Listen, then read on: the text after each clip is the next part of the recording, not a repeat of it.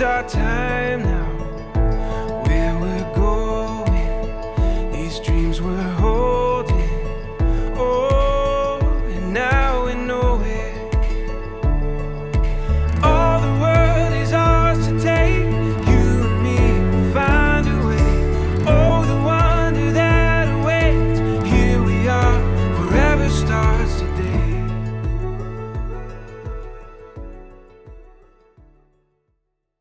Last night was daylight savings time, so that's one transition we've gone through.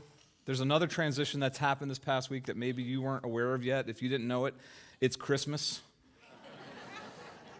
You may think, well, wait a second, Lane. We haven't even gotten to Thanksgiving yet. Well, according to Starbucks, we're in Christmas. I walked into a store just the other day, and I walked in, and the transformation had taken place. Everything was red. The red aprons, the red background, everything, the red cups, flavors of peppermint and eggnog. And that's true of every single place in our culture. We are already in Christmas. We go straight from Halloween, skip Thanksgiving, and jump straight into Christmas. And that's because, honestly, Thanksgiving does not really have that much marketing pizzazz. I mean, I get that. I mean, to be fair, I'm not really interested in drinking a turkey latte or a green bean casserole frappuccino. Let those flavors just kind of roll around in your head. But in our culture as a whole, this completely rings true. Thanksgiving for a lot of people is nothing more than this single-day event later on in the month where we get a couple of days off from work. Hopefully, we're going to spend some time with family, have some good food, maybe get a jump start on some holiday shopping. That's what Thanksgiving is. It's a day. It's a day in the course of this month, and that's how most of us think about it. Because truthfully, if we're honest with ourselves, we think of Thanksgiving as sort of the opening act to Christmas. Really, the main event is next month, and that's where all of our focus is. That's where our culture is. So we give Thanksgiving some respect, but we're really already living in December. But as Christians, I would say pause. As followers of Jesus, I would caution us not to follow the culture's rush past Thanksgiving. We should not race through it. And I'm not talking about rushing through the meal. I'm not talking about rushing through the holiday or the day. I'm talking about we should not rush through seasons of Thanksgiving, because according to the scriptures, those seasons are some of the most powerful, transformative, spiritual moments in our lives. According to the scriptures, seasons of Thanksgiving are things that we as Christians should practice on a regular basis, not one time a year. It should be something that we regularly participate in for ourselves personally and as a church corporately. In fact, there's one psalm that's actually labeled just that. It's called the Psalm of Thanksgiving, Psalm 100.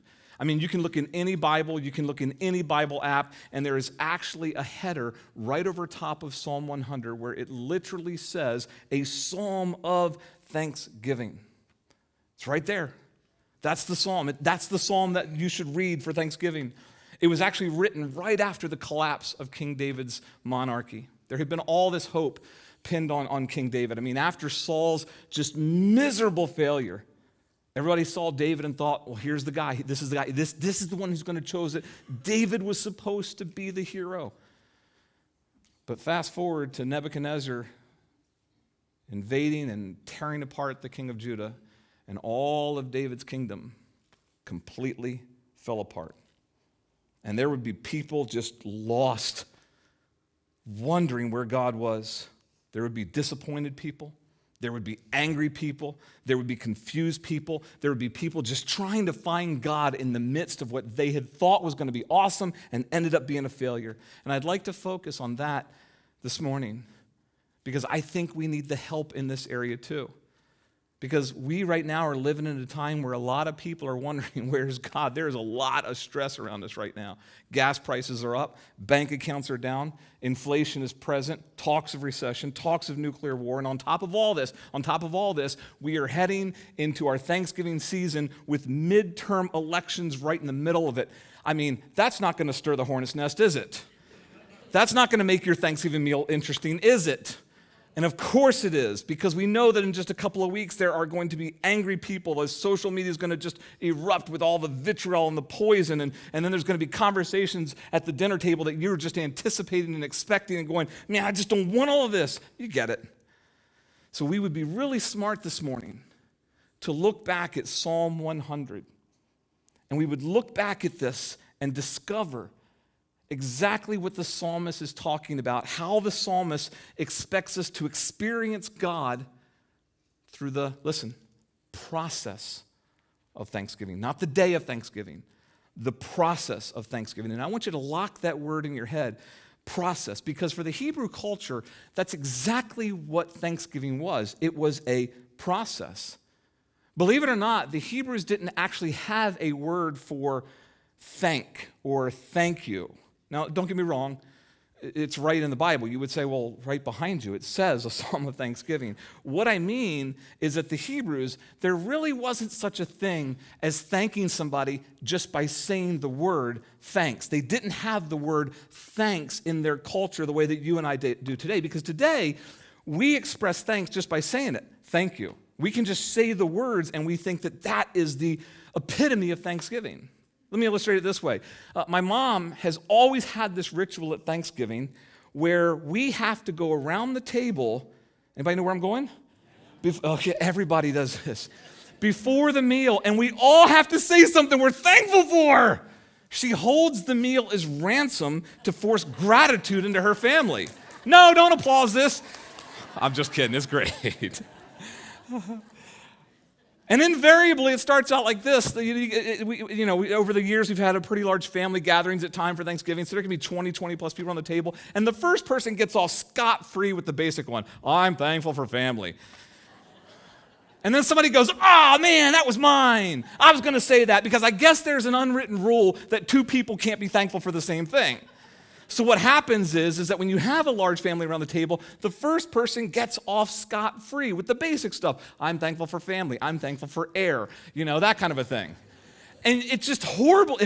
However the rotation works, if you're the last person, you're like, I'm thankful for the discovery of penicillin. My point is that in our world, in our culture, in the American culture, just saying the word thanks, just saying the phrase, I'm thankful for, that's enough. But for the Hebrew culture, to give thanks, it meant exactly that. You had to give thanks. Thanks was interpreted not as a word, they didn't have that word. To give thanks meant that you actually had to do something, that there was going to be a response on your part to show thanks. You didn't say it, you had to show it, an act of kindness, something that you would do as a response, something you would tangibly do. And the benefit of this was that it didn't just show the person that you were expressing it to how thankful you were. It also had a reciprocal effect back on the person. Because as you would give of your time or your finances or whatever it was that you would do, as you were in the middle of that act, you would be able to reflect on the goodness that had come to you. And for the psalmist, Psalm 100, when you go through the process of giving thanks to God, it has the spiritual benefit. Because ultimately, when we go through seasons or processes of thanksgiving with God, it does stuff for us where we get to further remember, reflect upon, and understand just how good God is. So what does that process look like? If we look at Psalm 100, which is where we're going to look both this morning and next week, what does the psalmist want us to get as the process? What are the things we need to do to reflect and to give thanks to God? Here's the first one. Number one, we have to come to Him. We have to come to Him. Psalm 100, the first two verses, make a joyful noise to the Lord, all the earth. Serve the Lord with gladness. Come into His presence with singing. Now, as a quick footnote, Psalm 100 actually has more. We're going to look at three this morning, three key things that are in the process, just out of an interest of time. But Psalm 100 actually has 7 core steps. So if after today's message and after next week's message, if you want to go a little bit deeper, or if you're looking for a place to reflect this month for yourself and for your family personally, I'm going to encourage Psalm 100. Look at all 7 steps of the process that the psalmist writes is a part of giving thanks to God. But this morning, I just want to look at 3 of what I believe are the core elements inside of it. And the first one is we are to come into His presence. Notice that. It doesn't just say sing. It says that you are to come into his presence singing. You're supposed to come to him. This is a huge, huge opportunity for God. This is a big one for God. This is the thing that God consistently looks for. If you're wondering what to get God this season, in addition to wondering what to get other people for Christmas, if you're wondering what does God want, I'm giving you the answer this morning. He wants to be with you personally. That's what he wants. His desire is to know you. His desire is to spend time with you. His desire is for you to truly, truly, truly know who he is. If God had a love language, it would be quality time. Quality time. I mean, if you had to sum up the entire Bible in one phrase, it would be this: God's pursuit of you to be with you. I mean, just think of the progression of the entirety of the scriptures. It starts with him creating Adam and Eve out of his desire for relationship, and he's able to walk with them in the garden. But then sin separates that. And so the entirety of the rest of the scriptures sees this progression where God is in heaven and man is on earth. And then God moves from heaven to the top of Mount Sinai, a little bit closer, but that's not good enough. So God moves from the top of Mount Sinai into the tabernacle. But the tabernacle is not good enough. So he moves from the tabernacle into the temple. But that's not good enough. So he sends Jesus to dwell among us to forgive us our sins so that he doesn't just dwell with us, he can then dwell in us. And then the entirety of that is him promising that we will be with him for eternity. Everything is about his desire to be with you, to know you. And when we reject that, he's flat out disappointed. Notice what it says in 1 Samuel 8. God tells the Israelite people that he wants to be their king. That while other nations have human kings, he wants to be their king. And they go, no, we want a human king. We want to look like the other nations, they say. Notice what God says to Samuel. He says to Samuel, go ahead, do what they ask. Go find a king, Samuel. Go find a person, anoint him with oil. But then he says this: it's not you they've rejected, it's me. They didn't want to be with me. He is the one that feels the rejection when we decide not to be with him, which is why when we get to the new covenant, God ensures that that scenario cannot happen ever, ever, ever again. Paul writes to Timothy in 1 Timothy chapter 2, verse 5, and he says this. He says, there is only one God, and there is only one intermediary between God and us, and that's Jesus. There is no other intermediary. There is nothing else that you can put between you and God. No more. You can't do that. Well, I want this. Well, I want this. Well, I want to approach God this way. Well, I would like this person to be my... It's not that anymore. And I want to be painstakingly clear about this with you this morning. You cannot approach God through a method of your choosing. You cannot just think that you come to God because you're a part of this church. You do not get close to God because you're personal friends with the pastor. You do not come close to God because you came to the men's group on a Tuesday morning and said, well, that's my thing for the week. You cannot come close to God because your mom, your dad, your wife, or whoever the case is, someone related to you, is a strong Christian. Now, don't get me wrong. All of those things I just listed can be great shepherding tools. All of those things I just listed can facilitate, can help, can bring you closer to God, but they cannot replace or substitute you personally going to him on your own. That is on you. Let me illustrate it this way. Halloween night, I don't mean to offend anybody if you're not a Halloween person, but my wife and I, we just, Halloween night, we love to just go sit on the step, big bowl of candy, and we love to just see the kids. We just love we get to meet neighbors. People come up to our step all the time, and we get to see who's moved into the neighborhood. It's just a good chance for us to meet some neighbors. And we had some new families this year with real small kids, where they're like barely able to walk, through. And so we're sitting on the step, and the parents will bring them up our driveway. And as they turn the corner to where the sidewalk comes up to where my wife and I are sitting, my wife is already going, oh, honey. We're like 50 years old, and she's going, do we want another one? I'm like, no. They're so cute. I'm like, yes, they're cute because they're going to take candy and leave. That's why they're cute. But the parents will get to the end of the sidewalk that comes at us. The parent walks them up the driveway, but when we get to the sidewalk, many of them do the same thing, especially if they're really small kids and it's their first time. The parent will say, go on up. Go on, the candy's for you. And that's what we want too.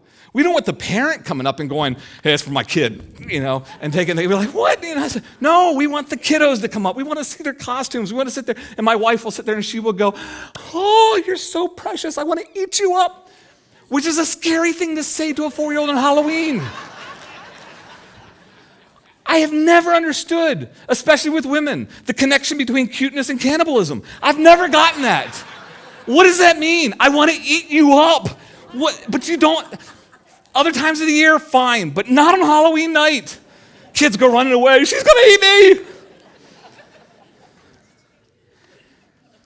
But the parents will tell the kids, that candy's for you. You go up and get it. And that's what we, as shepherds, pastors, your church, that's all we can do for you. Is to tell you, you go. Go see him. Go talk to him. We cannot go for you. Don't get me wrong, don't mess this up. We pray for you all the time. We will intercede for you all the time. But God will not allow us to stand in the middle between you and him. He wants to know you. He wants to talk to you. He wants to hear from you. The first act of thanksgiving, the first process, not to say the word Jesus, thank you, but the first thing you can do for God to show him that you are thankful for what he's doing in your life is to go to him directly. Spend time with him. Pray. Speak to him. Take a walk. Just focus on him. I would even encourage you that in your prayer time, because I know this is a popular thing, don't put headphones in. Don't put worship music on. Don't make it your worship conference before God. Get rid of that all. Just listen. Talk. Have a conversation. Spend time with him. That's step one. Come to him. Here's the second. Acknowledge his work. Acknowledge his work. Here's Psalm 100, verse 3. The psalmist writes this. He says, know that the Lord, he is God. It is he who made us, and we are his people and the sheep of his pasture. If you read that verse in the New American Standard Bible, you'll notice a small little variation. Here's how it reads in the New American Standard Bible. It says, know that the Lord himself is God. It is he who has made us. And then there is this addition in the New American Standard which says, and not we ourselves. Oh, I love that. You say, well, why the difference? Well, there's a debate among the original Hebrew scriptures as to whether that was original to the author or whether that was just some rabbi that wrote that in to kind of clarify the point. But personally, I like it because that's what this point means in the progression of Thanksgiving. To know that he is God does not mean that you just academically consent to it. It does not mean that you theologically consent to it. It doesn't even mean that you emotionally consent to it. The psalmist means you should validate this.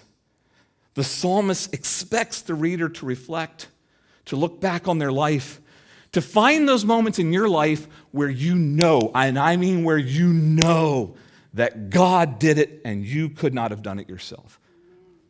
And every person in this room has those moments. Every person in this room, you can pick moments in your life where you went, only God, not me. That's why, whether it was original or whether a rabbi inserted it, I go, I like it.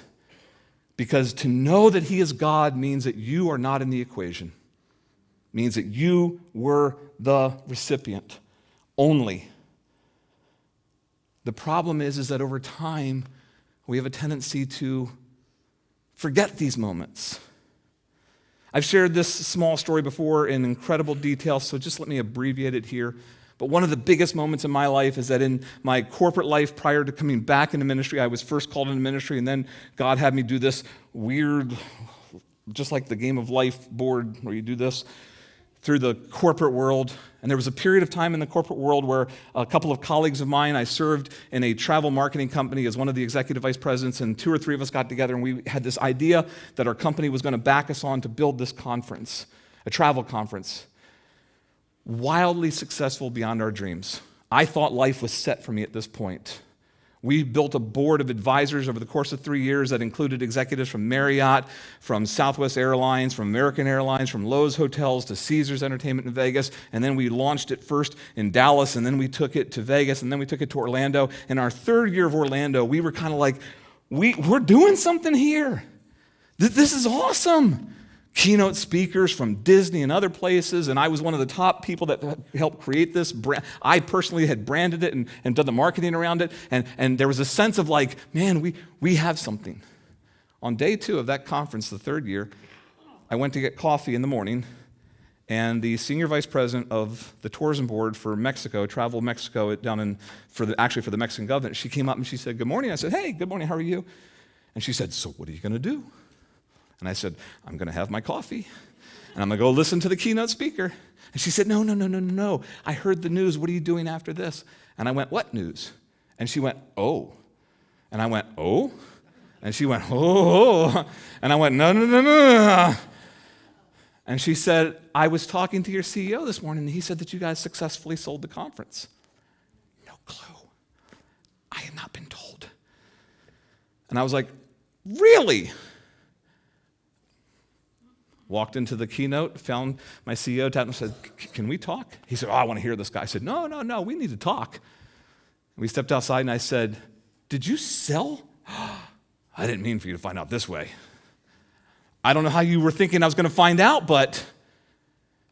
And he said, "Yeah." He's like, late last night I was at dinner with this other company, and Lane, they gave me an offer. He's like, I couldn't. He's like, "And rightfully it is my conference because you guys are under me." And I was like, "I've worked with you for 4 years, nothing?" He's like, "There just were conditions, and the conditions were that there was a set price, and I was the only, they wanted me to come along with it, and they didn't want the rest of the team because they wanted to put an all-new team in, and I'm just sorry." To find out that you're unemployed getting coffee at a conference that you built. And I said, I need some time, man. I said, I was supposed to do some things on the stage that morning. He said, No, I get it. I'll get somebody else to fill in for you. And I went, and I just walked outside, and I just felt like God say, be kind. Be kind to him. Ever have God tell you to do something you don't want to do? Because I was looking for like butcher knives and things like that. Be kind to him. I was like, all right. So I went back in, I sat down with him, and I said, "Look, I'm upset. Whatever you need to do, I understand." And he's like, "What are you going to do?" I said, "I believe God's got me. I don't know, but I believe God." Those are my exact words. "I believe God's got me." Took my tie off, sport coat off, because I was done. Went out and sat on the patio. 90 minutes later, I get a phone call from a company in Bethesda that had been headhunting me that I did not know about. And they called and they just said, "Hey, we're just kind of going for broke here. We had sent you a couple of emails. You didn't respond to us, but we just figured we would call you. We're just kind of curious. How happy are you where you're at?" Funny you should ask, because I'm not really happy at all right now. Matter of fact, I'm not even at anywhere right now because I'm unemployed. I was unemployed for 90 minutes, and I had done nothing to find the next venture. Now, again, I know there's people here, maybe you've wrestled with work, you've wrestled with unemployment, and maybe you can. For me, that's just one story in my life where I know that God did it. I had nothing to do with that. And I know because at that moment where God told me, be kind to him, God already knew that call was coming. What are the moments in your life where you know that you know that you know that it was God and not you? And the psalmist says, part of the process, reflect on that. Come to him first, and then talk to him about it. When I get in moments of hardship and struggle, I will just take a walk, and I will tell God, look, help me on this. Just help me. You were there in Orlando. That was you. Forgive me for my weakness right now. Forgive me for my doubt. And I will reflect on these moments. I will reflect on these, and the psalmist is expecting that you would do the exact same thing. Acknowledge his work, and in his presence, recall them again and again and again. So let me ask you again, just one more moment, because at the end of this message, I'm going to give you a couple minutes to do just this. Where can you personally pause and reflect And know, because that's what the psalmist said in this verse. He said, know that he is God. Where can you know that he has moved in your life and it wasn't you? And you couldn't do it if you had tried, nor could you even replicate it if you tried. And you would go, that's God. Reflect on these things. Write them down if you have to. I'm not saying journal on a daily basis. Throughout my life, I have had friends who have really gone super, super, super deep into the journaling experience. And they get something from God in that on a daily basis. Right? My wife is one of those. My wife writes constantly in a journal. I've tried that. I have got multiple unfinished journals. Day 1, God is good. Day 2, I'm not even in the journal anymore. But I do write down these stories. I do write these down. I do have one book where I go back and write down the details so I can remember. So I can remember what it felt like that morning when she said, so what are you going to do? I take myself back to that moment where I go, at that moment, I had no clue that I was unemployed and my future was uncertain. I didn't know, but God did. And he took care of it. And I write it down. And it's nothing fancy. It doesn't have to be some leather-bound journal with gold dust on it from Israel. It can be a Mead spiral notebook from Staples. And you go, but this is where I will write. And when I need, I will go back and I will read it again. But do whatever you need to do to acknowledge his works in a regular basis where you reflect and you know that he is God. You come to him, you acknowledge his works. Here's the third one. We speak and we sing about him. We speak and we sing about him. Verse 4 of Psalm 100, I think everybody knows or has heard at some point in time. The psalmist says, enter his gates with thanksgiving and his courts with praise. Give him thanks. Praise his name. Now, if it seems like the psalmist is repeating himself, it's because he is, intentionally. He just said the same thing twice. Give him thanks and give him praise. Next week, we will focus on the give him praise part and go deeper into what that means. Enter his courts with praise. But this morning, I want to just focus as the third part for us on what this means by giving him thanks. Because we said that there's not actually a word for thanks, meaning that Hebrews did not just say thank you. They actually did something. And the literal Hebrew term here means give confession. Give confession to your appreciation. Because those are two separate things. We express things with our mouths. We honor God by what we say. Let me illustrate it this way in the best way I know theologically to do it. I want to take you back to Halloween night. Sitting on the step with my wife, bowl of candy. And we live in a neighborhood that doesn't have a ton of young kids, maybe 20, 30 total. And my wife and I, we buy way more candy than we should. Which means that as a kid, you score at our house. The kids come up, and to their delight, and to the grimace of their parents, we dump candy in their hands literally go like this. Because we go, here you go. We do not take like one or two and go there. We go, and and the kids like, and then the parents do exactly what parents always do. Parents go, what do you say? And the kids go, thank you. And then we go, of course. But everybody knows the part they're playing. The kids getting the treat, the parent's trying to teach them gratitude. And so the parent tells them, use your words, say it. And then we understand, and so we express it. But it's coerced. The parents are telling the kids to say thank you, and we're receptive. But there's one group of kids that came up, and trick or treat, parents were into the end of the thing, and I went, boom. And I did so much that some of it fell out on the ground. And I went, that's yours too. Boom.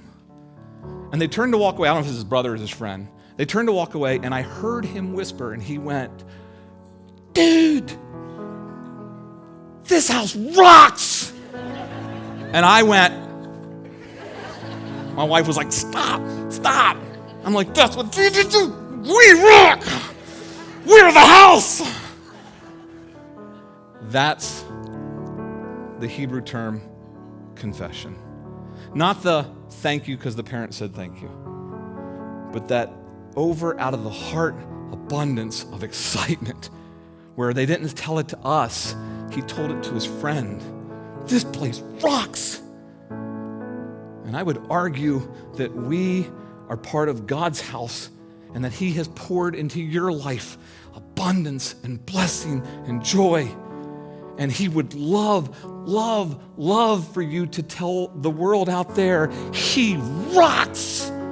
He has done amazing things for me. Not because you're bragging, but because it tells them that he wants to do it for them too. Because I was a kid one time at Halloween, and I know what you do. A house rocks, and you're out in the street talking, and the buzz gets around, everybody starts going, you gotta go to that house. You gotta go to that house. And I told my wife, I was like, I wanna be that house. I wanna be able to go, we gotta go there. You know, I was like, next year, let's do something. Let's put pie in there. She brings me back to earth. That's what God wants. It's great to say to God in the course of a song or a Sunday worship service, thank you, Lord. But he would just be honored if you would tell others, he's amazing. Here's what he's done in my life. Here's what he's done for me. And you need to go to that house because he will do it for you too. The psalmist tells us that as we speak, as we confess, as we praise, we are showing him, not telling him, we are showing him our thanks. And it does something to us too. Tell others. Don't hide it. What has God done in your life that you can confess with your mouth and return thanks to him in a way that is meaningful to telling others? If you're part of our Lighthouse course that we're doing through a video basis, you learn the story in the last lesson about us losing our dog this summer and sharing with our neighbor. And it hadn't been 3 days after we released that episode that finally his dog also passed away. And I was able to stand in the road with him and my wife and I and crying, but I was able to tell him, you're going to get through this, man, because God's done it for us. God's done it for us.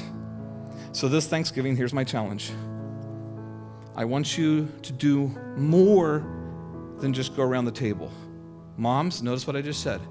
I said do more, so you can still do the practice. You can still force people to say it. I'm saying do more than that. Do more than just say the words I'm thankful for. Commit to the process. Come to him. Acknowledge his works. Speak and sing about him. And as you do this, you're going to find that things change. That it won't matter what's happening around us. It won't matter if gas prices go up. It won't matter if inflation. It won't matter the bank account. It won't matter the results of the midterm elections. We will simply be reflecting on a God that is good and a God that takes care of us no matter what. Let's pray this morning. Father, we proclaim your goodness. And I pray that as we walk out of these doors, that this week we would find ourselves in conversation with people where we realize right at that moment that we can say, man, our God rocks. And that we can tell them, you need to go to that house. You need to go to him. He can do this for you. He can solve this for you. Give us opportunities, I pray, this week. And then for this whole month, let us go through a season where we reflect on the process of Thanksgiving, not just the words. We ask this in Jesus' name. Amen. God bless you, church.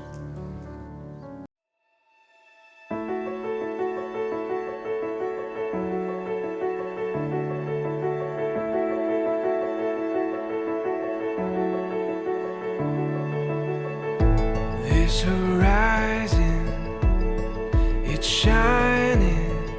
Seems the daylight knows this is our time now.